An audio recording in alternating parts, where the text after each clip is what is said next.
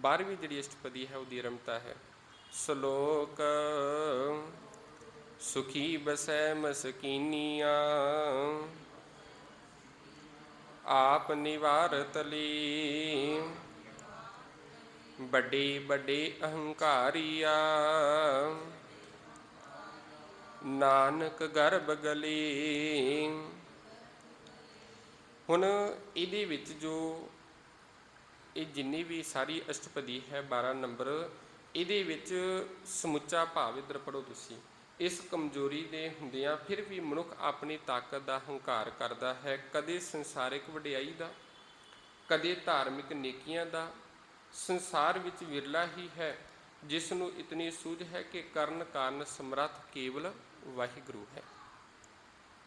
ਮਨੁੱਖ ਦੇ ਅੰਦਰ ਹੰਕਾਰ ਜਾਂ ਤੇ ਦੁਨਿਆਵੀ ਚੀਜ਼ਾਂ ਦਾ ਹੋ ਸਕਦਾ ਹੈ, ਜਾਂ ਕੋਈ ਧਰਮ ਦੇ ਨਾਂ 'ਤੇ ਕਰਮ ਕਰ ਲਵੇ, ਇਹਦਾ ਬੰਦਾ ਹੰਕਾਰ ਕਰੀ ਜਾਂਦਾ ਹੈ।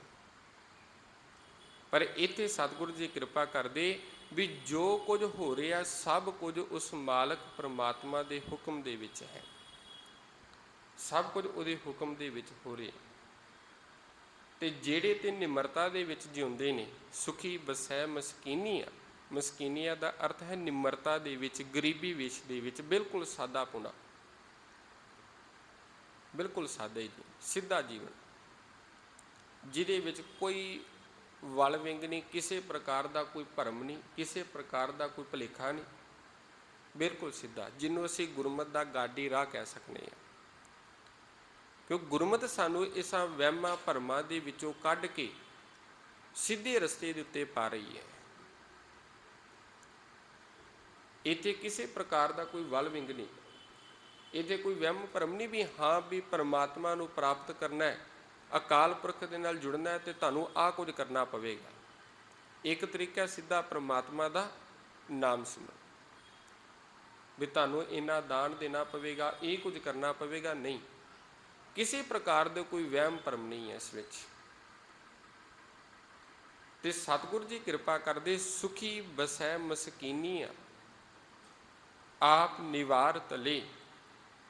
ਉਹ ਜਿਹੜੇ ਨੇ ਉਹਨਾਂ ਦੀ ਜ਼ਿੰਦਗੀ ਦੇ ਵਿੱਚ ਸਦਾ ਹੀ ਸੁੱਖ ਬਣ ਜਾਂਦਾ ਹੈ, ਜ਼ਿੰਦਗੀ ਸੁਖਦਾਈ ਬਣ ਜਾਂਦੀ ਹੈ, ਜਿਨ੍ਹਾਂ ਨੇ ਆਪਾ ਭਾਵ ਵਾਰ ਦਿੱਤਾ ਹੈ, ਆਪਣੇ ਅੰਦਰੋਂ ਹੰਕਾਰ ਨੂੰ ਖਤਮ ਕਰ ਦਿੱਤਾ ਤੇ ਬਿਲਕੁਲ ਨਿਮਰਤਾ ਦੇ ਵਿੱਚ ਆ ਕੇ ਬਿਲਕੁਲ ਜਿਹੜਾ ਸਾਦਾ ਜੀਵਨ ਹੈ, ਸਾਦਾ ਜੀਵਨ ਨੂੰ ਜਿਉਂਦੇ ਨੇ। ਵੱਡੇ ਵੱਡੇ ਅਹੰਕਾਰੀ ਆ, ਬਿੰਦੀ ਨਹੀਂ ਲੱਗੇਗੀ, ਅਹੰਕਾਰੀ ਆ,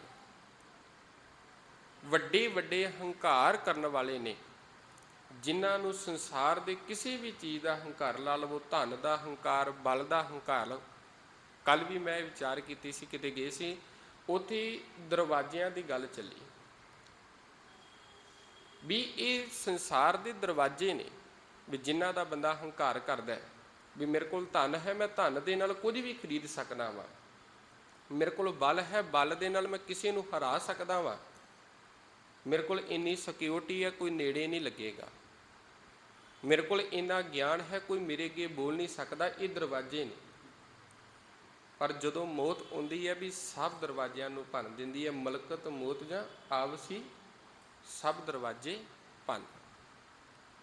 ਭਾਵ ਬੰਦਾ ਹੰਕਾਰ ਕਰਦਾ ਪਿਆ ਇਹਨਾਂ ਦੁਨਿਆਵੀ ਚੀਜ਼ਾਂ ਦਾ, ਧਰਮ ਦੇ ਨਾਂ 'ਤੇ ਕੰਮ ਕਰਦਾ ਹੈ, ਫਿਰ ਵੀ ਹੰਕਾਰ ਹੈ ਬੰਦੇ ਦੇ ਮਨ ਦੇ ਵਿੱਚ ਵੀ ਮੇਰੇ ਕੋਲ ਇੰਨਾ ਰਾਜ ਭਾਗ ਹੈ, ਮੇਰੇ ਕੋਲ ਇੰਨਾ ਧਨ ਦੌਲਤ ਹੈ, ਮੇਰੇ ਕੋਲ ਇੰਨੀ ਚੀਜ਼ ਹੈ, ਵੀ ਕਿਹੜੀ ਚੀਜ਼ ਹੈ ਵੀ ਜਿਹੜੀ ਮੈਂ ਖਰੀਦ ਨਹੀਂ ਸਕਦਾ, ਕਿਹੜੀ ਚੀਜ਼ ਹੈ ਜਿਹਨੂੰ ਮੈਂ ਹਰਾ ਨਹੀਂ ਸਕਦਾ। ਬਲ ਦੀ ਤੁਸੀਂ ਗੱਲ ਕਰੋ, ਆ ਪਰਸੋਂ ਤੇ ਚੌਥੇ ਦੀ ਸ਼ਾਇਦ ਖਬਰ ਹੈ, ਪੰਜਾਬ ਦੇ ਵਿੱਚ ਜਿਹੜਾ ਕਬੱਡੀ ਪਲੇਅਰ ਸੀ ਉਹ ਗੋਲੀਆਂ ਮਾਰ ਕੇ ਛਲਣੀ ਕਰ ਦਿੱਤਾ ਗਿਆ। ਬਲ ਦੀ ਜੇਕਰ ਗੱਲ ਕਰੀਏ ਵੀ ਮੈਂ ਬਲ ਦੇ ਨਾਲ ਸਭ ਨੂੰ ਹਰਾ ਸਕਣਾ,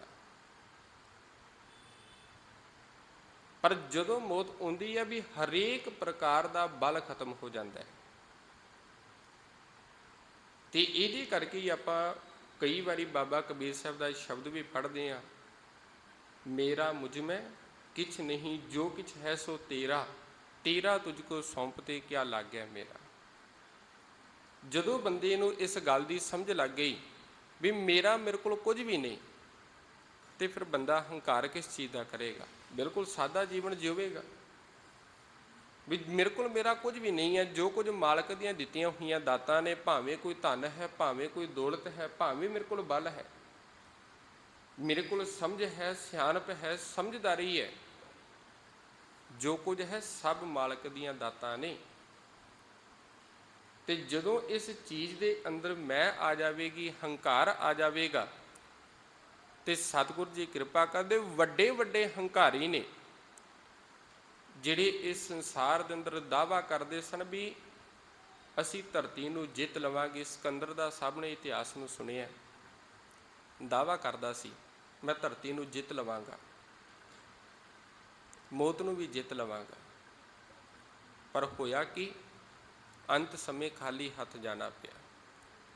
ਹੰਕਾਰ ਦੀ ਗੱਲ ਕਰੀਏ ਜੇ ਵੀ ਇਹੋ ਜਿਹੇ ਵੀ ਜਿਹੜੇ ਸੰਸਾਰ ਦੇ ਅੰਦਰ ਦਾਅਵਾ ਕਰਦੇ ਨੇ, ਆਪਾਂ ਕਵੀ ਦੇ ਬੋਲ ਵੀ ਪੜ੍ਹੇ ਨੇ ਵੀ ਉਹ ਕਹਿੰਦਾ ਵੀ ਇਹ ਜੱਗ ਸਰਾਂ ਹੈ ਮੁਸਾਫਰਾਂ ਦੀ, ਇੱਥੇ ਜ਼ੋਰ ਵਾਲੇ ਕਈ ਆਏਗੇ, ਨਮਰਾਨ ਫਰਮੂਨ ਸਰਫੋਸ ਜੀ ਦਾਵੇ ਬਨ ਖੁਦਾ ਕਹਾਏਗੇ, ਸ਼ਾਹ ਅਕਬਰ ਜੇ ਵਿੱਚ ਆਏ ਦਿੱਲੀ, ਵਾਂਗ ਫੇਰੀਆਂ ਵੰਜਾਰਿਆਂ ਪਾਏਗੇ, ਸੱਚ ਆਖੇ ਸ਼ਾਹ ਮੁਹੰਮਦਾ ਰੱਬ ਰਹੇਗਾ ਸਦਾ ਸੱਚਾ, ਇੱਥੇ ਝੂਠ ਦੇ ਢੋਲ ਵਜਾਏਗੇ।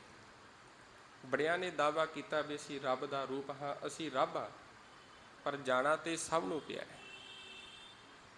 ਜਿਨ੍ਹਾਂ ਦਾ ਕਿਸੇ ਸਮੇਂ ਡੰਕਾ ਵੱਜਦਾ ਸੀ ਸੰਸਾਰ ਦੇ ਉੱਤੇ, ਉਹ ਵੀ ਸੰਸਾਰ ਤੋਂ ਚਲੇ ਗਏ। ਸ਼ਾਹ ਅਕਬਰ ਜੀ ਵਿੱਚ ਆਈ ਦਿੱਲੀ, ਕਹਿੰਦੇ ਬਹਾਦਰ ਸ਼ਾਹ ਵਰਗੇ, ਅਕਬਰ ਵਰਗੇ, ਬਾਬਰ ਵਰਗੇ ਜੇ ਦਿੱਲੀ ਦੇ ਉੱਤੇ ਰਾਜ ਕਰਦੇ ਪਏ ਨੇ, ਉਹ ਵੀ ਵਾਂਗ ਵੰਜਾਰਿਆਂ ਪਾਏ ਗਏ। ਬਸ ਓਨੇ ਹੀ ਸਮੇਂ ਤੱਕ ਸਨ ਜਿੰਨੇ ਸਮੇਂ ਤੱਕ ਉਹਨਾਂ ਦਾ ਰਾਜ ਭਾਗ ਸੀ। ਇਹਦੀ ਕਹਿਣ ਤੋਂ ਮੁਰਾਦ ਇਹ ਹੈ ਵੀ ਮਨੁੱਖ ਦੇ ਅੰਦਰ ਹੰਕਾਰ ਕਿਸ ਚੀਜ਼ ਦਾ, ਬੰਦਾ ਹੰਕਾਰ ਕਿਸ ਚੀਜ਼ ਦਾ ਕਰੇ ਵੀ ਜਦੋਂ ਬੰਦੇ ਦਾ ਕੁਝ ਹੈ ਹੀ ਨਹੀਂ। ਤੇ ਇਹਦੇ ਸੁਖੀ ਬਸੈ ਮਸਕੀਨੀਆਂ ਆਪ ਨਿਵਾਰ ਤਲੇ, ਜਿਨ੍ਹਾਂ ਨੇ ਆਪਣਾ ਭਾਵ ਅਰਪਣ ਕਰ ਦਿੱਤਾ ਹੈ, ਆਪਣੇ ਅੰਦਰੋਂ ਇਹਨਾਂ ਚੀਜ਼ਾਂ ਨੂੰ ਖਤਮ ਕਰ ਦਿੱਤਾ ਹੈ, ਉਹਨਾਂ ਦੀ ਜ਼ਿੰਦਗੀ ਦੇ ਵਿੱਚ ਫਿਰ ਸਦਾ ਹੀ ਸੁੱਖ ਰਹਿੰਦੇ ਨੇ, ਕਿਉਂ ਕਿਸੇ ਦੀ ਕੋਈ ਚਿੰਤਾ ਨਹੀਂ, ਕਿਸੇ ਦਾ ਕੋਈ ਫਿਕਰ ਨਹੀਂ ਹੈ, ਫਿਰ ਸਦਾ ਸੁਖੀ ਨੇ। ਤੇ ਜਿਹੜੇ ਹੁਣ ਹੰਕਾਰ ਪਾਲ ਕੇ ਬੈਠੇ ਹੋਏ ਨੇ, ਤੇ ਜਦੋਂ ਕਿਤੇ ਉਹਨਾਂ ਦੇ ਹੰਕਾਰ ਨੂੰ ਚੋਟ ਵੱਜਦੀ ਏ ਤੇ ਉਹ ਫਿਰ ਬੰਦੇ ਦੁਖੀ ਹੁੰਦੇ। ਕਿਸੇ ਦੇ ਹੰਕਾਰ ਨੂੰ ਨਿੱਕੀ ਦੀ ਚੋਟ ਵੱਜੇ, ਵੇਖੋ ਕਿੰਨਾ ਕੁ ਦੁਖੀ ਹੁੰਦਾ ਉਹ ਬੰਦਾ। ਵੱਡੇ ਵੱਡੇ ਹੰਕਾਰੀ ਆ, ਵੱਡੇ ਵੱਡੇ ਜਿਹੜੇ ਹੰਕਾਰੀ ਨੇ, ਨਾਨਕ ਗਰਭ ਗਲੇ, ਬਸ ਉਹ ਇਸੇ ਹੀ ਗੱਲ ਦੇ ਵਿੱਚ, ਇਸੇ ਹੀ ਹੰਕਾਰ ਦੇ ਵਿੱਚ ਗਲ ਗਏ ਨੇ, ਇਸੇ ਹੀ ਹੰਕਾਰ ਵਿੱਚ ਸੜ ਗਏ ਨੇ। ਅਸ਼ਟਪਦੀ ਜਿਸ ਕੈ ਯੰਤਰ ਰਾਜ ਅਭਿਮਾਨ, ਸੋ ਨਰਕ ਪਾਤੀ ਹੋਵਤ ਸੁਆਨ। ਹੁਣ ਇਹ ਦੁਨਿਆਵੀ ਜਿਹੜੀਆਂ ਚੀਜ਼ਾਂ ਨੇ, ਸੰਸਾਰ ਦੀਆਂ ਚੀਜ਼ਾਂ, ਇਹ ਸਾਡੇ ਵਰਤਣ ਲਈ ਨੇ। ਜੇ ਤੇ ਅਸੀਂ ਇਹਨਾਂ ਨੂੰ ਵਰਤਦੇ ਪਏ ਹਾਂ, ਬੜੀ ਚੰਗੀ ਗੱਲ ਏ। ਜੇਕਰ ਇਹਨੂੰ ਅਸੀਂ ਆਪਾਂ ਮਾਈਂਡ ਦੇ ਵਿੱਚ ਫਿੱਟ ਕਰਕੇ ਬੈਠੇ ਹੋਏ ਹਾਂ, ਉਹ ਜਿਹੜੀ ਚੀਜ਼ ਹੈ ਉਹ ਫਿਰ ਮਾਇਆ ਦਾ ਰੂਪ ਧਾਰਨ ਕਰ ਲੈਂਦੀ ਹੈ। ਅਸੀਂ ਕਹਿੰਦੇ ਹਾਂ ਵੀ ਜਿਹਦੇ ਨਾਲ ਰੱਬ ਵਿਸਰ ਜਾਵੇ ਉਹ ਮਾਇਆ ਹੈ। ਇਹ ਜੋ ਚੀਜ਼ਾਂ ਨੇ ਸਾਡੇ, ਅਸੀਂ ਚੀਜ਼ਾਂ ਆਵਾਜਾਈ ਦੇ ਸਾਧਨ ਨੇ, ਗੱਡੀ ਹੈ ਸਾਡੇ ਲਈ, ਅਸੀਂ ਵਰਤ ਰਹੇ ਹਾਂ, ਚੰਗੀ ਗੱਲ ਹੈ।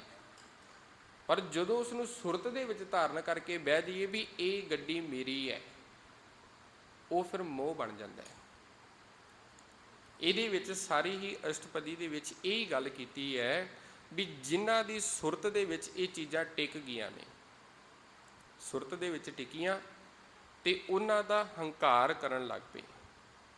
ਜਿਸ ਕੈ ਅੰਤਰ ਰਾਜ ਅਭਿਮਾਨ, ਤੇ ਹੁਣ ਜਿਹਦੇ ਅੰਦਰ ਆਖੇ ਵੀ ਮੇਰੇ ਵਰਗਾ ਰਾਜ ਭਾਗ ਕਿਸੇ ਕੋਲ ਵੀ ਨਹੀਂ, ਰਾਜ ਦਾ ਹੰਕਾਰੀ ਹੈ, ਆਖੇ ਵੀ ਮੇਰੇ ਵਰਗਾ ਰਾਜਾ ਕੋਈ ਵੀ ਨਹੀਂ ਹੈ, ਇਹ ਚੀਜ਼ ਦਾ ਹੰਕਾਰ ਕਰੀ ਜਾਵੇ, ਸਤਿਗੁਰੂ ਜੀ ਕਿਰਪਾ ਕਰਦੇ ਸੋ ਨਰਕ ਪਾਤੀ ਹੋਵਤ ਸਵਾਨ। ਤੇ ਉਸ ਮਨੁੱਖ ਦੀ ਜਿਹੜੀ ਦਸ਼ਾ ਹੈ ਉਹ ਨਰਕਾਂ ਦੇ ਵਿੱਚ ਪੈ ਰਹੀ, ਕੁੱਤੇ ਦੀ ਤਰ੍ਹਾਂ ਹੈ। ਭਾਵ ਜਿਹੜਾ ਅਤ ਦਾ ਦੁਖੀ ਹੈ, ਸਵਾਨ ਦਾ ਅਰਥ ਕੁੱਤਾ, ਨਰਕਪਾਤੀ ਨਰਕਾਂ ਦੇ ਵਿੱਚ ਜਾਣ ਦਾ ਅਧਿਕਾਰੀ। ਇੱਧਰ ਦਿੱਤਾ ਵੀ ਹੋਇਆ ਨਰਕਪਾਤੀ ਦਾ ਅਰਥ 13 ਨੰਬਰ ਨਰਕਾਂ ਵਿੱਚ ਡਿੱਗਣ ਵਾਲਾ, ਨਰਕਾਂ ਦੇ ਵਿੱਚ ਜਾਣ ਵਾਲਾ ਅਧਿਕਾਰੀ। ਜਿਹੜਾ ਇਸ ਚੀਜ਼ ਦਾ ਹੰਕਾਰ ਕਰ ਰਿਹਾ ਵੀ ਮੇਰੇ ਕੋਲ ਰਾਜ ਹੈ, ਉਹਦੀ ਜਿਹੜੀ ਤੁਲਨਾ ਹੈ ਸਤਿਗੁਰੂ ਪਾਤਸ਼ਾਹ ਜੀ ਨਰਕਾਂ ਦੇ ਵਿੱਚ ਪਿਆ ਹੋਏ ਇੱਕ ਕੁੱਤੇ ਦੇ ਬਰਾਬਰ ਕਰਦੇ ਨੇ। ਜੋ ਜਾਣੈ ਮੈਂ ਜੋ ਬਨਵੰਤ, ਸੋ ਹੋਵਤ ਬਿਸ਼ਟਾ ਕਾ ਜੰਤ। ਹੁਣ ਬੰਦੇ ਨੂੰ 3 ਚੀਜ਼ਾਂ ਦਾ ਹੰਕਾਰ ਹੁੰਦਾ ਹੈ, ਇੱਕ ਤੇ ਧਨ ਦਾ, ਇੱਕ ਰਾਜ ਪਾਗ ਦਾ, ਤੇ ਤੀਜਾ ਆਪਣੀ ਜਵਾਨੀ ਦਾ। ਵੀ ਮੇਰੇ ਉੱਤੇ ਜਵਾਨੀ ਹੈ, ਮੇਰੇ ਉੱਤੇ ਸੁਹੱਪਣ ਹੈ। ਇੱਥੇ ਕਿਰਪਾ ਕਰਦੇ ਜੋ ਜਾਣੈ ਮੈਂ ਜੋਬਨਵੰਤ, ਜਿਹੜਾ ਇਸ ਗੱਲ ਦਾ ਹੰਕਾਰ ਕਰ ਰਿਹਾ ਹੈ ਵੀ ਮੈਂ ਸੋਹਣਾ ਹਾਂ, ਮੈਂ ਜਵਾਨ ਹਾਂ, ਮੇਰੇ ਤੇ ਸੁਹੱਪਣ ਹੈ, ਸੋ ਹੋਵਤ ਬਿਸ਼ਟਾ ਕਾ ਜੰਤ। ਸਤਿਗੁਰੂ ਜੀ ਕਿਰਪਾ ਕਰਦੇ ਉਹਦੀ ਜਿਹੜੀ ਬਰਾਬਰੀ ਹੈ ਉਹ ਬਿਸ਼ਟਾ ਦੇ ਕੀੜੇ ਦੇ ਬਰਾਬਰ ਹੈ, ਗੰਦਗੀ ਦੇ ਕੀੜੇ ਦੇ ਬਰਾਬਰ ਹੈ। ਆਪਸ ਕੋ ਕਰਮਵੰਤ ਕਹਾਵੈ, ਜਨਮ ਮਰੈ ਫਿਰ ਬਹੁ ਜੋਨ ਪਰਮਾਵੈ। ਆਪਸ ਕੋ ਕਰਮਵੰਤ ਕਹਾਵੈ, ਜਨਮ ਮਰੈ ਬਹੁ ਜੋਨ ਪਰਮਾਵੈ। ਹੁਣ ਜਿਹੜਾ ਇਸ ਗੱਲ ਦਾ ਹੰਕਾਰ ਕਰ ਰਿਹਾ ਹੈ ਵੀ ਕੰਮ ਕਰਨ ਵਾਲਾ ਮੈਂ ਹੀ ਹਾਂ, ਨੇਕ ਕੰਮ, ਭਲੇ ਕੰਮ, ਸਭ ਤੋਂ ਜ਼ਿਆਦਾ ਕੰਮ ਮੈਂ ਕਰਦਾ ਹਾਂ, ਵੀ ਮੇਰੇ ਵਰਗਾ ਕੋਈ ਚੰਗੇ ਕੰਮ ਕਰਨ ਵਾਲਾ ਨਹੀਂ, ਮੇਰੇ ਵਰਗਾ ਕੋਈ ਭਲਾਈ ਕਰਨ ਵਾਲਾ ਨਹੀਂ। ਜਨਮ ਮਰੈ ਬਹੁ ਜੋਨ ਪਰਮਾਵੈ। ਸਤਿਗੁਰੂ ਜੀ ਕਿਰਪਾ ਕਰਦੇ ਉਹ ਜਨਮਾਂ ਦੇ ਵਿੱਚ, ਜੂਨਾਂ ਦੇ ਵਿੱਚ ਜੰਮਦਾ ਤੇ ਮਰਦਾ ਰਹਿੰਦਾ, ਭਾਵ ਗਰਭ ਜੂਨ ਦੇ ਵਿੱਚ ਪਿਆ ਰਹਿੰਦਾ। ਉਸ ਦਿਨ ਵੀ ਵਿਚਾਰ ਕੀਤੀ ਸੀ, ਇੱਕ ਹੈ ਸੰਸਾਰਿਕ ਜੂਨਾਂ ਤੇ ਦੂਜੀਆਂ ਅਸੀਂ ਮਾਨਸਿਕ ਜੂਨਾਂ ਨੂੰ ਮੰਨਦੇ ਹਾਂ। ਜਿਹੜੀ ਵੀ ਹਰੇਕ ਪਲ ਦੇ ਉੱਤੇ ਸਾਡੀ ਮੌਤ ਹੋ ਰਹੀ ਹੈ, ਹਰੇਕ ਪਲ ਦੇ ਉੱਤੇ ਅਸੀਂ ਜਿਉ ਰਹੇ ਹਾਂ। ਜਿਹੜੀਆਂ ਵੱਖ-ਵੱਖ, ਕੋਈ ਕੁੱਤੇ ਦੀ, ਕੋਈ ਸੂਰ ਦੀ ਜਿਹੜੀਆਂ ਜੂਨਾਂ ਨੇ, ਜਿਵੇਂ ਜਿਵੇਂ ਸਾਡੇ ਵਿਚਾਰ ਮੰਦਰ ਪੈਦਾ ਹੋਣਗੇ, ਜਿਵੇਂ ਜਿਵੇਂ ਦੀ ਮੱਤ ਪੈਦਾ ਹੋਵੇਗੀ, ਜਿਹਨੂੰ ਬਾਣੀਏ ਕਿ ਆਖਿਆ ਨਾ ਲੱਭ ਕੁੱਤਾ, ਬੰਦੇ 'ਚ ਲਾਲਚ ਪੈਦਾ ਹੋ ਗਿਆ, ਕੁੱਤਾ ਹੈ, ਕੂੜ ਚੂੜਾ। ਅਸੀਂ ਨੀਵੀਂ ਜਾਤ ਵਾਲੇ ਨੂੰ ਅਸੀਂ ਕਹਿੰਦੇ ਹਾਂ ਵੀ ਇਹ ਚੂੜਾ ਹੈ, ਪਰ ਸਤਿਗੁਰੂ ਜੀ ਕਿਰਪਾ ਕਰਦੇ ਜਿਹੜਾ ਰਸਨਾ ਦੇ ਉੱਤੋਂ ਕੂੜ ਬੋਲ ਰਿਹਾ ਹੈ, ਮਾੜਾ ਮੋੜ ਬੋਲਦਾ, ਉਹ ਅਸਲ ਦੇ ਵਿੱਚ ਚੂੜਾ ਹੈ। ਠੱਗ ਖਾਦਾ ਮੁਰਦਾ, ਠੱਗੀ ਕਰਨੀ, ਕਿਸੇ ਨਾਲ ਧੋਖਾ ਕਰਨਾ, ਕਿਸੇ ਨਾਲ ਦਗਾ ਕਰਨਾ, ਉਹ ਮੁਰਦਾ ਖਾਣ ਦੇ ਬਰਾਬਰ ਹੈ, ਮੁਰਦਾ ਖਾ ਲੈਣਾ। ਵੀ ਇਹ ਜਿਹੜੀਆਂ ਜੂਨਾਂ ਨੇ ਇਹ ਮਾਨਸਿਕ ਜੂਨਾਂ ਨੇ, ਜਿਹਦੇ ਵਿੱਚ ਬੰਦੇ ਦੀ ਪਤਾ ਨਹੀਂ ਕਿੰਨੀ ਕੁ ਵਾਰੀ ਇੱਕ ਪਲ ਦੇ ਵਿੱਚ ਕਿੰਨੀ ਕੁ ਵਾਰੀ ਜਨਮ ਹੁੰਦਾ, ਕਿੰਨੀ ਕੁ ਵਾਰੀ ਮੌਤ ਹੋ ਰਹੀ ਹੈ। ਮਨੁੱਖ ਦੇ ਅੰਦਰ ਮਾੜੀ ਵਿਚਾਰ ਆਈ, ਉਸੇ ਜੂਨ ਦੇ ਵਿੱਚ ਪੈ ਗਿਆ, ਚੰਗੀ ਵਿਚਾਰ ਆਈ, ਮਨੁੱਖਤਾ ਦੇ ਜਨਮ 'ਚ ਆ ਗਿਆ, ਜਨਮ ਹੋਇਆ, ਜੰਮ ਗਿਆ, ਮਰ ਗਿਆ। ਉਹੀ ਗੱਲ ਵੀ ਜਿਹੜਾ ਆਪਣੇ ਆਪ ਨੂੰ ਇਹ ਗੱਲ ਆਖੇ ਵੀ ਮੇਰੇ ਵਰਗਾ ਕੋਈ ਕੰਮ ਕਰਨ ਵਾਲਾ ਨਹੀਂ, ਮੇਰੇ ਵਰਗਾ ਕੋਈ ਭਲਾਈ ਕਰਨ ਵਾਲਾ ਨਹੀਂ, ਜਨਮ ਮਰੈ ਬਹੁ ਜੋਨ ਪਰਮਾਵੈ, ਉਹ ਫਿਰ ਜੰਮਦਾ ਮਰਦਾ ਰਹਿੰਦਾ ਤੇ ਅਨੇਕਾਂ ਜੂਨਾਂ ਦੇ ਵਿੱਚ ਭਟਕਦਾ ਰਹਿੰਦਾ। ਧਨ ਭੂਮ ਕਾਜੋ ਕਰਹਿ ਗੁਮਾਨ, ਸੋ ਮੂਰਖ ਅੰਧਾ ਅਗਿਆਨ। ਹੁਣ ਆਪਣੇ ਧਨ ਦਾ, ਜ਼ਮੀਨ ਜਾਇਦਾਦ ਦਾ, ਸੰਪਤੀ ਦਾ, ਭੂਮ ਦਾ ਅਰਥ ਹੈ ਭੂਮੀ, ਜ਼ਮੀਨ ਜਾਇਦਾਦ। ਹੁਣ ਭਲਾ ਕੋਈ ਧਨ ਦਾ ਤੇ ਆਪਣੀ ਜ਼ਮੀਨ ਜਾਇਦਾਦ ਦਾ ਗੁਬਾਨ ਕਰੀ ਜਾਵੇ, ਹੰਕਾਰ ਕਰੀ ਜਾਵੇ, ਸਤਿਗੁਰੂ ਜੀ ਕਿਰਪਾ ਕਰਦੇ ਉਹਦੇ ਤੋਂ ਮੂਰਖ ਜਿਹੜਾ ਮਨੁੱਖ ਕੋਈ ਨਹੀਂ ਹੋ ਸਕਦਾ। ਸੋ ਮੂਰਖ, ਉਹਦੇ ਤੋਂ ਮੂਰਖ, ਅੰਧਾ, ਅਗਿਆਨ, ਤੇ ਉਹਦੇ ਤੋਂ ਅਗਿਆਨੀ ਮਨੁੱਖ, ਉਹਦੇ ਤੋਂ ਵਿਕਾਰਾਂ ਦੇ ਵਿੱਚ ਫਸਿਆ ਹੋਇਆ, ਕੋਈ ਵੀ ਜਿਹੜਾ ਨਹੀਂ ਹੋ ਸਕਦਾ ਵੀ ਜਿਹੜਾ ਇਸ ਚੀਜ਼ ਨੂੰ ਸੁਰਤ ਦੇ ਵਿੱਚ ਟਿਕਾਈ ਫਿਰਦਾ। ਵਾਰ-ਵਾਰ ਬੇਨਤੀ ਕਰ ਰਿਹਾ, ਚੀਜ਼ਾਂ ਨੂੰ ਵਰਤਣਾ ਠੀਕ ਹੈ, ਇਹ ਸਾਡੇ ਲਈ ਬਣੀਆਂ ਨੇ ਚੀਜ਼ਾਂ, ਅਸੀਂ ਵਰਤਣੀਆਂ ਨੇ, ਪਰ ਇਹਨਾਂ ਨੂੰ ਸੁਰਤ ਦੇ ਵਿੱਚ ਨਹੀਂ ਟਿਕਾਣਾ। ਜਦੋਂ ਬੰਦੇ ਦੀ ਸੁਰਤ ਦੇ ਵਿੱਚ ਟਿਕਾਵਾਂਗੇ ਇਸ ਚੀਜ਼ ਦਾ, ਬੰਦਾ ਹੁਣ ਮਾਣ ਕਰਨਾ ਕੋਈ ਚੰਗੀ ਗੱਲ ਹੈ, ਪਰ ਜਦੋਂ ਉਹਦਾ ਹੰਕਾਰ ਬੰਦਾ ਕਰੇ ਉਹ ਚੀਜ਼ ਗਲਤ ਹੈ। ਠੀਕ ਹੈ ਵੀ ਅਸੀਂ ਕੰਮ ਕਰ ਸਕਦੇ ਹਾਂ, ਇਹ ਮਾਣ ਹੈ, ਪਰ ਮੈਂ ਹੀ ਕਰ ਸਕਦਾ ਵਾਂ, ਮੇਰੇ ਕੋਲ ਹੀ ਰਾਜ ਭਾਗ ਹੈ, ਮੇਰੇ ਕੋਲ ਹੀ ਧਨ ਦੌਲਤ ਹੈ, ਮੇਰੇ ਕੋਲ ਹੀ ਸੰਪਤੀ ਹੈ। ਜਦੋਂ ਇਹ ਚੀਜ਼ ਆ ਜਾਂਦੀ ਹੈ ਉਦੋਂ ਹੰਕਾਰ ਬਣ ਜਾਂਦਾ ਹੈ। ਠੀਕ ਹੈ, ਰੱਬ ਨੇ ਦਿੱਤਾ ਸਭ ਕੁਝ, ਧਨ ਦੌਲਤ ਹੈ, ਚੰਗੀ ਗੱਲ ਹੈ, ਪਰ ਜਦੋਂ ਉਹ ਓਵਰ ਕੌਨਫੀਡੈਂਸ ਹੋ ਜਾਂਦਾ ਹੈ ਫਿਰ ਉਹ ਹੰਕਾਰ ਦਾ ਰੂਪ ਲੈ ਲੈਂਦੀ ਹੈ। ਵੀ ਇੱਥੇ ਉਹੀ ਗੱਲ ਹੈ ਵੀ ਜਿਹੜਾ ਆਖਦਾ ਵੀ ਮੇਰੇ ਕੋਲ ਰਾਜ ਭਾਗ ਹੈ, ਓਵਰ ਕੌਨਫੀਡੈਂਸ ਹੈ, ਤੇ ਜਿਹੜਾ ਕਹਿੰਦਾ ਮੇਰੇ ਵਰਗਾ ਕੋਈ ਹੁਣ ਜਵਾਨ ਹੀ ਕੋਈ ਨਹੀਂ, ਮੇਰੇ ਵਰਗਾ ਸੁਹੱਪਣੀ ਕਿਸੇ ਕੋਲ ਨਹੀਂ, ਤੇ ਜਿਹੜਾ ਕਹਿੰਦਾ ਵੀ ਹੁਣ ਮੇਰੇ ਵਰਗਾ ਕੋਈ ਧਰਮ ਦਾ ਕੰਮ ਹੀ ਨਹੀਂ ਕਰ ਸਕਦਾ, ਜਿਹੋ ਜਿਹੇ ਕੰਮ ਮੈਂ ਕਰ ਦਿੱਤੇ, ਜਿਹੋ ਜਿਹੇ ਕੰਮ ਕੀਤੇ ਨੇ ਇਹੋ ਜਿਹਾ ਕੋਈ ਕੰਮ ਹੀ ਨਹੀਂ ਕਰ ਸਕਦਾ, ਤੇ ਫਿਰ ਸਤਿਗੁਰੂ ਜੀ ਕਿਰਪਾ ਕਰਦੇ ਵੀ ਉਹ ਫਿਰ ਵੱਖ-ਵੱਖ ਜੂਨਾਂ ਦੇ ਵਿੱਚ ਜੰਮਦਾ ਤੇ ਮਰਦਾ ਰਹਿੰਦਾ, ਉਹ ਵੱਖ-ਵੱਖ ਜੂਨਾਂ ਦੇ ਵਿੱਚ ਭਟਕਦਾ ਰਹਿੰਦਾ, ਤੇ ਧਨ ਦਾ ਤੇ ਭੂਮੀ ਦਾ ਹੰਕਾਰ ਕਰਨ ਵਾਲਾ ਉਹਦੇ ਵਰਗਾ ਮੂਰਖ, ਉਹਦੇ ਵਰਗਾ ਅੰਨਾ ਤੇ ਅਗਿਆਨੀ ਕੋਈ ਨਹੀਂ ਹੋ ਸਕਦਾ। ਕਰ ਕਿਰਪਾ ਜਿਸ ਕੈ ਹਿਰਦੈ ਗਰੀਬੀ ਬਸਾਵੈ, ਨਾਨਕ ਇਹਾਂ ਮੁਕਤ ਆਗੈ ਸੁਖ ਪਾਵੈ।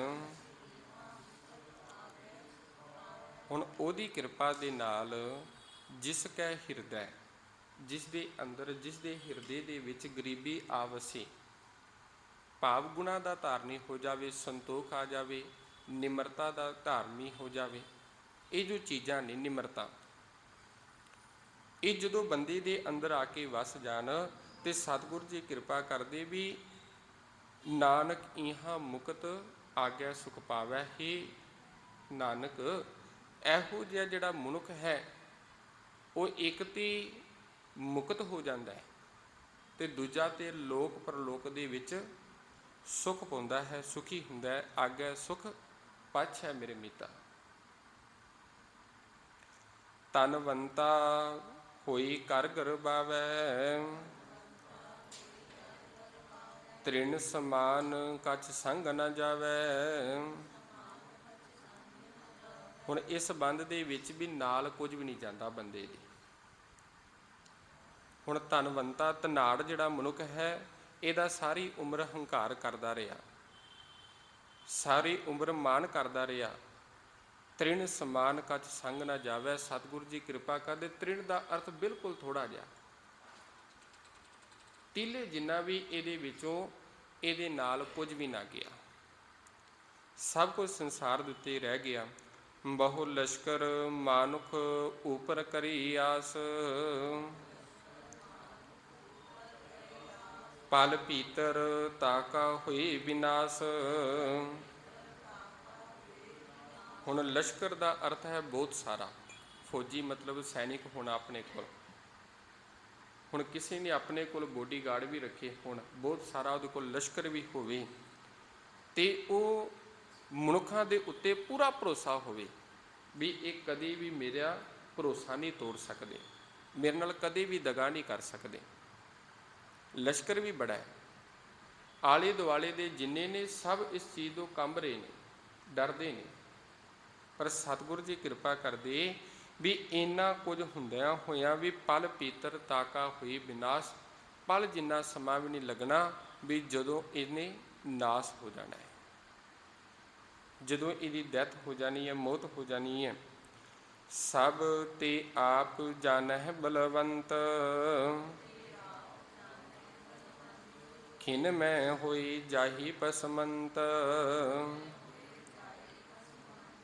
ਸਾਰਿਆਂ ਦੇ ਵਿੱਚੋਂ ਆਪਣੇ ਆਪ ਨੂੰ ਬਲਵਾਨ ਜਾਣਨ ਵਾਲਾ, ਖਿਨ ਮੈਂ ਹੋਈ ਜਾਹੀ ਪਸਮੰਤ। ਖਿਨ ਮਾਤਰ ਦੇ ਵਿੱਚ ਹੀ ਇਹ ਭਸਮ ਦੀ ਢੇਰੀ ਬਣ ਜਾਂਦਾ, ਸੜ ਕੇ ਸਵਾਹ ਹੋ ਜਾਂਦਾ। ਕਿਸੈ ਨ ਬਦੈ ਆਪ ਹੰਕਾਰੀ, ਧਰਮ ਰਾਹੀ ਤਿਸ ਕਰੀ ਕੁਆਰੀ। ਹੁਣ ਜਿਸ ਦੇ ਅੰਦਰ ਮਨੁੱਖ ਹੰਕਾਰ ਦੇ ਵਿੱਚ ਬਿਲਕੁਲ ਨੱਕੋ ਨੱਕ ਡਕਿਆ ਪਿਆ, ਵਿੱਚ ਗਲਤ ਹੋਇਆ ਪਿਆ, ਭਾਵ ਵਿੱਚ ਫਸਿਆ ਪਿਆ, ਬਦੈ ਵਿੱਚ ਫਸਿਆ ਹੋਣਾ। ਧਰਮ ਰਾਏ ਤਿਸ ਕਰੇ ਖੁਆਰੀ, ਧਰਮ ਰਾਜ ਦੇ ਕੋਲੋਂ ਉਸ ਨੂੰ ਸਦਾ ਹੀ ਖੁਆਰੀ ਹੀ ਮਿਲਦੀ ਹੈ। ਹਰ ਬਿਸਰਤ ਸਦਾ ਖੁਆਰੀ, ਤਾਕੋ ਤੋਖਾ ਕਾਹਮ ਵਿਆਪੈ, ਜਾਕੋ ਓਟ ਤੁਹਾਰੀ। ਅਸੀਂ ਘਰੋਂ ਨਿਕਲੀਏ, ਸਵੇਰ ਤੋਂ ਲੈ ਕੇ ਸ਼ਾਮ ਤੱਕ ਕਿਤੇ ਬੈਠੇ ਰਹੀਏ, ਸਾਡਾ ਕੰਮ ਨਾ ਬਣੇ, ਘਰ ਆ ਕੇ ਅਸੀਂ ਕਹਿੰਦੇ ਹਾਂ ਬੜੇ ਖੁਆਰ ਹੋਏ ਵੀ ਸਾਡਾ ਇਹ ਕੰਮ ਨਹੀਂ ਬਣਿਆ, ਬੜੀ ਖੁਆਰੀ ਮਿਲੀ ਅੱਜ, ਪਤਾ ਨਹੀਂ ਗਏ ਸਾਂ ਸਾਡਾ ਕੰਮ ਨਹੀਂ ਬਣਿਆ। ਵੀ ਉਹੀ ਚੀਜ਼ ਹੈ ਮਨੁੱਖ ਦੀ ਜ਼ਿੰਦਗੀ ਦੇ ਅੰਦਰ, ਜਿਹੜਾ ਹੰਕਾਰ ਦੇ ਵਿੱਚ ਗਚਾ ਗਚ ਫਸਿਆ ਹੋਇਆ, ਇਹਨਾਂ ਚੀਜ਼ਾਂ ਨੂੰ ਹੰਕਾਰ ਦੇ ਵਿੱਚ ਮੰਨ ਰਿਹਾ, ਇਹਨਾਂ ਚੀਜ਼ਾਂ ਦੇ ਵਿੱਚ ਫਸ ਰਿਹਾ। ਧਰਮ ਰਾਏ ਤਿਸ ਕਰੇ ਖੁਆਰੀ, ਤੇ ਧਰਮ ਰਾਜ ਦੇ ਦਰ ਦੇ ਉੱਤੇ ਉਹਨੂੰ ਜ਼ਿੰਦਗੀ ਦੇ ਵਿੱਚ ਖੁਆਰੀ ਹੀ ਮਿਲਦੀ ਹੈ। ਗੁਰ ਪ੍ਰਸਾਦ ਜਾ ਕਾ ਮਿਟੈ ਅਭਿਮਾਨ, ਸੋ ਜਨ ਨਾਨਕ ਦਰਗਾਹ ਪਰਵਾਨ। ਹੁਣ ਜਿਹਦੀ ਕਿਰਪਾ ਦੇ ਨਾਲ ਇਹ ਸਭ ਚੀਜ਼ਾਂ ਦਾ ਹੰਕਾਰ ਖਤਮ ਹੋ ਜਾਵੇ, ਇਹਨਾਂ ਦਾ ਅਭਿਮਾਨ ਦੂਰ ਹੋ ਗਿਆ, ਹੰਕਾਰ ਖਤਮ ਹੋ ਗਿਆ, ਸੋ ਜਨ ਨਾਨਕ ਦਰਗਾਹ ਪਰਵਾਨ। ਸਤਿਗੁਰੂ ਜੀ ਕਿਰਪਾ ਕਰਦੇ, ਇਹੋ ਜਿਹਾ ਜਿਹੜਾ ਮਨੁੱਖ ਹੈ ਉਹ ਰੱਬ ਦੀ ਦਰਗਾਹ ਦੇ ਵਿੱਚ ਪ੍ਰਵਾਨ ਹੋ ਜਾਂਦਾ ਹੈ। ਕੋਟ ਕਰਮ ਕਰੈ ਹਉ ਧਾਰੀ, ਸ਼ਰਮ ਪਾਵੈ ਸਗਲੇ ਬਿਰਥਾਰੀ। ਹੁਣ ਇਹ ਜਿਹੜੀ ਸਾਰੀ ਪੌੜੀ, ਇਹ ਜਿਹੜੀ ਪੌੜੀ ਹੈ, ਇਹ ਧਰਮ ਦੇ ਕੰਮਾਂ 'ਤੇ ਹੈ ਵੀ ਮਨੁੱਖ ਕੋਟ ਕਰਮ, ਕਰੋੜਾਂ ਕਰਮ ਕਰਦਾ ਹੈ ਧਰਮ ਦੇ ਨਾਂ 'ਤੇ। ਹਉ ਧਾਰੈ, ਹਉ ਦਾ ਅਰਥ ਹੁਮ ਹੈ। ਬੰਦੇ ਨੇ ਕਰਮ ਕੀਤਾ, ਨਾਲੋਂ ਨਾਲ ਹੰਕਾਰ ਮਨ ਦੇ ਵਿੱਚ ਲੈ ਆਉਂਦਾ। ਕਿਸੇ ਧਾਰਮਿਕ ਸਥਾਨ 'ਤੇ ਗਿਆ, ਆ ਕੇ ਫਿਰ ਲੋਕਾਂ ਦੇ ਵਿੱਚ ਪ੍ਰਚਾਰ ਕਰਦਾ ਪਿਆ, ਭਾਵ ਆਪਣੀ ਹੁਮੈ ਨੂੰ ਪੱਠੇ ਪਾਉਣ ਦੇ ਲਈ ਵੀ ਮੈਂ ਧਾਰਮਿਕ ਸਥਾਨ 'ਤੇ ਗਿਆ, ਬਾਣੀ ਪੜ੍ਹੀ, ਨਾਮ ਸਿਮਰਿਆ। ਠੀਕ ਹੈ, ਅਸੀਂ ਆਪਣੀ ਭਲਾਈ ਲਈ ਬਾਣੀ ਪੜ੍ਹਨੀ ਹੈ, ਨਾਮ ਸਿਮਰਨਾ ਹੈ, ਪਰ ਉਹਦਾ ਵਿਖਾਵਾ ਜਦੋਂ ਮਨੁੱਖ ਕਰਨਾ ਸ਼ੁਰੂ ਕਰ ਦਿੰਦਾ ਹੈ, ਆਖਦਾ ਵੀ ਮੇਰੇ ਵਰਗਾ ਨਿਤਨੇਮੀ ਕੋਈ ਵੀ ਨਹੀਂ, ਮੈਂ 2 ਟਾਈਮ ਗੁਰਦੁਆਰੇ ਜਾਂਦਾ ਵਾ, ਮੈਂ ਇੰਨੀ ਬਾਣੀ ਨੂੰ ਪੜ੍ਹਦਾ ਵਾ, ਇੰਨਾ ਸਿਮਰਨ ਕਰਦਾ ਵਾ, ਜਿਸ ਜਗ੍ਹਾ ਦੇ ਉੱਤੇ ਮੈਂ ਹੋਵੇਗੀ ਉਸ ਜਗ੍ਹਾ ਦੇ ਉੱਤੇ ਹੰਕਾਰ ਹੋਵੇਗਾ। ਕਰੋੜਾਂ ਬੰਦੇ ਕਰਮ ਕਰਦਾ, ਦਾਨ ਕਰਦਾ, ਪੁੰਨ ਕਰਦਾ ਆਪਣੇ ਵੱਲੋਂ, ਧਾਰਮਿਕ ਸਥਾਨਾਂ ਦੀ ਯਾਤਰਾ ਕਰ ਰਿਹਾ, ਉੱਥੇ ਜਾ ਕੇ ਇਸ਼ਨਾਨ ਕਰ ਰਿਹਾ, ਵਰਤ ਰੱਖਦਾ ਪਿਆ, ਪਰ ਮਨ ਦੇ ਵਿੱਚ ਹੰਕਾਰ ਫਿਰ ਵੀ ਹੈ। ਉਸਨਾਂ ਹੀ ਚੀਜ਼ਾਂ ਦਾ ਹੰਕਾਰ ਕਰ ਰਿਹਾ ਹੈ। ਕੋਟ ਕਰਮ ਕਰੈ ਹਉ ਧਾਰੈ, ਧਾਰੇ ਵੀ ਕਰੋੜਾਂ ਕਰਮ ਵੀ ਕਰ ਰਿਹਾ ਤੇ ਮਨ ਦੇ ਵਿੱਚ ਹੰਕਾਰ ਵੀ ਧਰ ਰਿਹਾ। ਸ਼ਰਮ ਪਾਵੈ ਸਗਲੇ ਬਿਰਥਾਰੇ, ਕਹਿੰਦੇ ਬੰਦੇ ਨੇ ਮਿਹਨਤ ਵੀ ਕੀਤੀ ਹੈ, ਪਰ ਉਸ ਕੰਮ ਦੇ ਉੱਤੇ ਮਿਹਨਤ ਕਰਦਾ ਰਹੇ ਜਿਸ ਕੰਮ ਦੇ ਵਿੱਚ ਦਾ ਕੋਈ ਫਾਇਦਾ ਹੀ ਨਹੀਂ ਹੈ। ਬੰਦਾ ਸਵੇਰ ਤੋਂ ਲੈ ਕੇ ਸ਼ਾਮ ਤੱਕ ਬੰਦਾ ਕੰਮ ਕਰਦਾ ਰਹੇ, ਸ਼ਾਮ ਨੂੰ ਬੰਦੇ ਨੂੰ ਪਤਾ ਲੱਗੇ ਵੀ ਇਹ ਕੰਮ ਕਰਨ ਦਾ ਕੋਈ ਫਾਇਦਾ ਨਹੀਂ ਹੋਇਆ। ਪਾਣੀ ਦੇ ਵਿੱਚ ਮਧਾਣੀ ਤੁਸੀਂ ਪਾਈ ਰੱਖੋ, ਸਵੇਰ ਤੋਂ ਲੱਗ ਜਾਵੋ ਸ਼ਾਮ ਤੱਕ, ਉਹਦੇ ਵਿੱਚੋਂ ਕੀ ਨਿਕਲਣਾ? ਕੁਝ ਵੀ ਨਹੀਂ। ਤੇ ਇਸੇ ਪ੍ਰਕਾਰ ਵੀ ਬੰਦਾ ਮਿਹਨਤ ਜ਼ਰੂਰ ਕਰ ਰਿਹਾ, ਇਹ ਨਹੀਂ ਵੀ ਸੰਸਾਰ ਦੇ ਅੰਦਰ ਧਰਮ ਦੇ ਕੰਮ ਨਹੀਂ ਹੋ ਰਹੇ, ਲੋਕ ਬਾਣੀ ਨਹੀਂ ਪੜ੍ਹ ਰਹੇ, ਪ੍ਰਮਾਤਮਾ ਦਾ ਨਾਮ ਨਹੀਂ ਸਿਮਰਨ ਕਰ ਰਹੇ, ਕੋਈ ਦਾਨ ਪੁੰਨ ਨਹੀਂ ਕਰ ਰਿਹਾ, ਸਭ ਕੁਝ ਹੋ ਰਿਹਾ, ਪਰ ਉੱਥੇ ਹੰਕਾਰ ਜਿਹੜਾ ਜ਼ਿਆਦਾ ਹੈ ਉਹ ਵੱਧ ਜਾਂਦਾ ਹੈ। ਤੇ ਜਦੋਂ ਹੰਕਾਰ ਵਧੇਗਾ ਫਿਰ ਸਤਿਗੁਰੂ ਜੀ ਕਿਰਪਾ ਕਰਦੇ, ਭਾਵੇਂ ਕੋਈ ਜਿੰਨੇ ਮਰਜ਼ੀ ਕਰਮ ਕਰੀ ਜਾਵੇ, ਉਹ ਬਸ ਕਰਮ ਇੱਦਾਂ ਦੇ ਨੇ ਵੀ ਜਿਸ ਕਰਮ ਕਰਨ ਦਾ ਕੋਈ ਫਾਇਦਾ ਨਹੀਂ, ਕੋਈ ਲਾਭ ਨਹੀਂ ਹੈ। ਉਹਨਾਂ ਦੇ ਵਿੱਚੋਂ ਜੇਕਰ ਤੁਹਾਨੂੰ ਕੁਝ ਮਿਲੇਗਾ, ਉਹ ਮਿਲੇਗਾ ਕਿ ਸ਼ਰਮ ਥਕੇਵਾ, ਕੇਵਲ ਤੇ ਕੇਵਲ ਤੁਹਾਨੂੰ ਥਕੇਵੇਂ ਦੀ ਪ੍ਰਾਪਤੀ ਹੋਵੇਗੀ। ਅਨੇਕ ਤਪੱਸਿਆ ਕਰੇ ਅਹੰਕਾਰ, ਨਰਕ ਸੁਰਗ ਫਿਰ ਅਵਤਾਰ। ਹੁਣ ਬੰਦੇ ਨੇ ਤਪ ਕਰਨ ਦੇ ਲਈ ਘਰ ਛੱਡਿਆ, ਜੰਗਲਾਂ ਦੇ ਵਿੱਚ ਪਹਾੜਾਂ ਦੇ ਵਿੱਚ ਜਾ ਕੇ ਟਿਕਾਣਾ ਕੀਤਾ ਤੇ ਉੱਥੇ ਤਪ ਕਰਦਾ ਰਿਹਾ। ਤਪ ਕਰਨ ਤੋਂ ਬਾਅਦ ਫਿਰ ਮਨ ਦੇ ਵਿੱਚ ਹੰਕਾਰ ਕੀਤਾ ਵੀ ਮੈਂ ਤਪਵੀ ਹਾਂ, ਮੈਂ ਤਪਸਵੀ ਹਾਂ, ਮੈਂ ਜੋਗੀ ਹਾਂ। ਇੰਨਾ ਕੁਝ ਕਰਕੇ ਤਪ ਵੀ ਕੀਤਾ ਤੇ ਹੰਕਾਰ ਵੀ ਕਰ ਲਿਆ। ਸਤਿਗੁਰੂ ਜੀ ਕਿਰਪਾ ਕਰਦੇ, ਨਰਕ ਸੁਰਗ ਫਿਰ ਅਵਤਾਰ। ਉਹ ਫਿਰ ਦੁੱਖਾਂ ਤੇ ਸੁੱਖਾਂ ਦੇ ਵਿੱਚ ਭਟਕਦਾ ਰਹਿੰਦਾ, ਭਾਵ ਨਰਕ ਤੇ ਸੁਰਗ ਦੇ ਵਿੱਚ ਉਹ ਭਟਕਦਾ ਰਹੇਗਾ। ਅਸੀਂ ਨਰਕ ਉਹਨੂੰ ਮੰਨਦੇ ਹਾਂ ਵੀ ਜਿੱਥੇ ਦੁੱਖ ਹੀ ਦੁੱਖ ਨੇ। ਸਵਰਗ ਨੂੰ ਅਸੀਂ ਸਭ ਕਹਿੰਦੇ ਹਾਂ ਵੀ ਬੜਾ ਸੁੱਖ ਵਾਲੀ ਜਗ੍ਹਾ ਹੈ, ਸਾਨੂੰ ਸਵਰਗਾਂ ਦੇ ਵਿੱਚ ਜਗ੍ਹਾ ਮਿਲ ਜਾਵੇ। ਸਵਰਗਵਾਸੀ ਅਸੀਂ ਕਹਿੰਦੇ ਹਾਂ, ਕੋਈ ਡੈਥ ਹੋ ਜਾਵੇ ਉਸ ਤੋਂ ਬਾਅਦ ਕਹਿੰਦੇ ਸਵਰਗਵਾਸੀ। ਭਾਵੇਂ ਬੰਦੇ ਨੇ ਸਾਰੀ ਉਮਰ ਮਾੜੇ ਹੀ ਕੰਮ ਕੀਤੇ ਹੋਣ, ਪਰ ਇੱਕ ਨਾਲ ਲੇਬਲ ਲਾ ਦਿੱਤਾ, ਲੇਬਲ ਲੱਗ ਗਿਆ। ਸਤਿਗੁਰੂ ਜੀ ਕਿਰਪਾ ਕਰਦੇ ਵੀ ਠੀਕ ਹੈ, ਮਨੁੱਖ ਧਰਮ ਦੇ ਕੰਮ ਕਰ ਰਿਹਾ ਹੈ। ਕੰਮ ਕਰਦਿਆਂ ਹੋਇਆਂ ਜੇਕਰ ਬੰਦੇ ਦੇ ਮਨ ਦੇ ਵਿੱਚ ਹੰਕਾਰ ਹੈ, ਉਹ ਕਰਮ ਕਰ ਰਿਹਾ ਹੈ, ਤਪ ਕਰਦਾ ਪਿਆ, ਤਪ ਕਰਦਿਆਂ ਹੋਇਆਂ ਹੰਕਾਰ ਹੈ, ਤੇ ਫਿਰ ਉਹ ਸਾਰੀ ਉਮਰ ਹੀ ਦੁੱਖ ਤੇ ਸੁੱਖ ਦੇ ਵਿੱਚ ਭਟਕਦਾ ਰਹੇਗਾ। ਸੁਰਗ ਤੇ ਨਰਕ ਦੇ ਵਿੱਚ ਉਹ ਭਟਕਦਾ ਰਹੇਗਾ। ਅਨੇਕ ਯਤਨ ਕਰ ਆਤਮ ਨਹੀਂ ਦਰਵੈ, ਹਰ ਦਰਗਾ ਕਹੋ ਕੈਸੀ ਗਵੈ। ਹੁਣ ਅਨੇਕਾਂ ਯਤਨ ਕਰਨ ਦੇ ਨਾਲ ਆਪਣੇ ਅੰਦਰ ਨੂੰ ਨਹੀਂ ਪੜਚੋਲਿਆ। ਦਰਵੈ ਅੰਦਰ ਨਹੀਂ ਭਿੱਜਾ, ਅੰਦਰ ਨਹੀਂ ਝਾਤ ਮਾਰੀ, ਹਰ ਦਰਗਾ ਕੋ ਕੈਸੇ ਗਵੈ। ਤੇ ਸਤਿਗੁਰੂ ਜੀ ਕਿਰਪਾ ਕਰਦੇ, ਉਹ ਪਰਮਾਤਮਾ ਦੀ ਦਰਗਾਹ ਦੇ ਵਿੱਚ ਕਿਵੇਂ ਪਹੁੰਚ ਸਕਦਾ? ਜਿਹਨੇ ਅੰਦਰ ਆਤਮਾ ਨੂੰ ਨਹੀਂ ਪੜਚੋਲਿਆ, ਅੰਦਰ ਨਹੀਂ ਪੜਚੋਲਿਆ, ਤੇ ਉਹ ਰੱਬ ਦੀ ਦਰਗਾਹ ਤੱਕ ਕਿਵੇਂ ਪਹੁੰਚੇਗਾ? ਆਪਸ ਕੋ ਜੋ ਭਲਾ ਕਹਾਵੈ, ਤਿਸੈ ਭਲਾਈ ਨਿਕਟ ਨਾ ਆਵੈ। ਹੁਣ ਜਿਹੜਾ ਲੋਕਾਂ ਦੇ ਕੋਲੋਂ ਆਪਣੇ ਆਪ ਨੂੰ ਭਲਾ ਭਲਾ ਕਹਾਉਂਦਾ ਪਿਆ, ਸਤਿਗੁਰੂ ਜੀ ਕਿਰਪਾ ਕਰਦੇ ਵੀ ਭਲਾਈ ਉਹਦੇ ਨੇੜੇ ਵੀ ਕੋਈ ਨਹੀਂ ਹੁੰਦੀ, ਨੇੜੇ ਵੀ ਨਹੀਂ ਭਟਕਦੀ ਉਸ ਬੰਦੇ ਦੀ।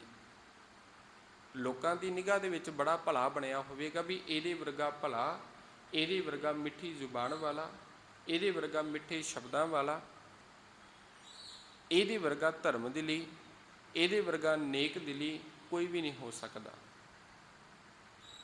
ਪਰ ਸਤਿਗੁਰੂ ਜੀ ਕਿਰਪਾ ਕਰਦੇ ਵੀ ਆਪਣੇ ਆਪ ਨੂੰ ਆਪਸ ਕੋ ਜੋ ਭਲਾ ਕਹਾਵੈ, ਆਪਣੇ ਆਪ ਨੂੰ ਉਹ ਚੰਗਾ ਕਹਾਉਣ ਦਾ ਯਤਨ ਕਰ ਰਿਹਾ ਹੈ। ਲੋਕ ਉਸ ਨੂੰ ਚੰਗਾ ਕਹਿ ਰਹੇ ਨੇ, ਤਿਸੈ ਭਲਾਈ ਨਿਕਟ ਨਾ ਆਵੈ, ਪਰ ਉਹਦੇ ਅੰਦਰ ਜਿਹੜੀ ਭਲਾਈ ਨਹੀਂ ਹੁੰਦੀ, ਉਹਦੇ ਅੰਦਰ ਇਹ ਚੀਜ਼ ਨਹੀਂ ਹੈ। ਉਹ ਕੇਵਲ ਬਾਹਰੋਂ ਲੋਕਾਂ ਦੇ ਅੰਦਰ ਵਿਖਾਵਾ ਕਰ ਰਿਹਾ ਹੈ, ਉਹਦੇ ਅੰਦਰ ਭਲਾਈ ਦਾ ਤਿਨਕਾ ਨਹੀਂ ਹੁੰਦਾ।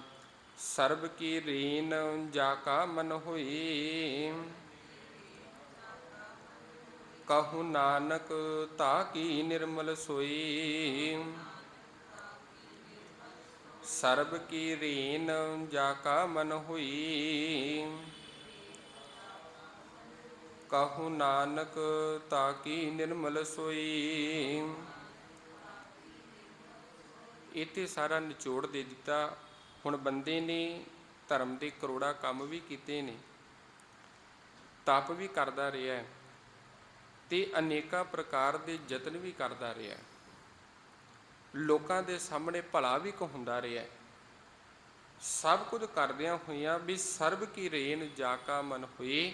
ਸਤਿਗੁਰੂ ਜੀ ਕਿਰਪਾ ਕਰਦੇ ਵੀ ਜੇਕਰ ਬੰਦੇ ਦਾ ਮਨ ਸਾਰਿਆਂ ਦੀ ਚਰਨਾਂ ਦੀ ਧੂੜ ਬਣ ਜਾਵੇ, ਸਾਰਿਆਂ ਦੀ ਚਰਨਾਂ ਦੀ ਧੂੜ ਹੈ, ਕਹੋ ਨਾਨਕ ਤਾਂ ਕਿ ਨਿਰਮਲ ਸੋਏ। ਵੀ ਨਾਨਕ ਆਖਦਾ ਹੈ ਵੀ ਅਸਲ ਦੇ ਵਿੱਚ ਉਹਦਾ ਹੀ ਜਿਹੜਾ ਜੀਵਨ ਹੈ, ਉਹਦੀ ਹੀ ਜੀਵਨ ਜਿਹੜੀ ਜੁਗਤੀ ਹੈ ਉਹ ਨਿਰਮਲ ਹੋ ਜਾਂਦੀ ਹੈ, ਉਹਦੀ ਹੀ ਪਵਿੱਤਰ ਹੋ ਜਾਂਦੀ ਹੈ।